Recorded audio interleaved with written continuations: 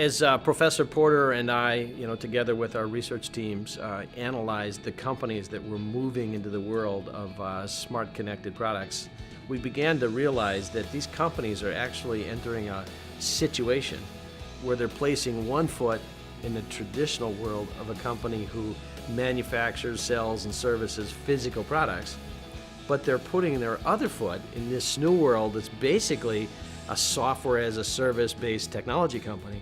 So these companies are trying to figure out how to be a traditional manufacturer and a SaaS based software company, and it's creating a lot of new challenges for them. The first is that we need the engineering department and the IT department to almost look like one department, because the product that used to be a physical product is now half digital or more. The engineering department doesn't typically have enough expertise in the digital elements of the product that now run in the cloud. That's really been more the domain of the IT department. And yet the IT department was kind of a supporting organization, not really in the front lines creating the product that was going to be sold to the customer.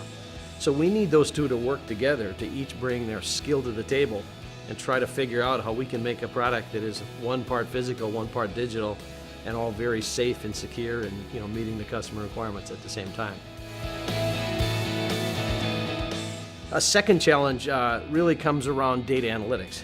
So if we put one of these smart connected products out in the field and it begins to stream tremendous amounts of data at us, encoded in that data is information that might be useful to the engineering department or the manufacturing or service or sales or somebody else, but we have to figure out how to decode through big data analytics what is this data telling us, and then how can we provide that insight and intelligence back to the departments that would benefit from it.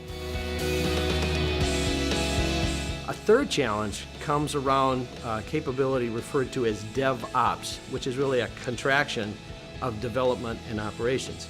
So if you are producing a product that has an evergreen type of architecture, such that it can be updated after it's sold while it's in use by the customer, this careful introduction of changes into a fleet of products as they are being actively operated is really the domain of DevOps.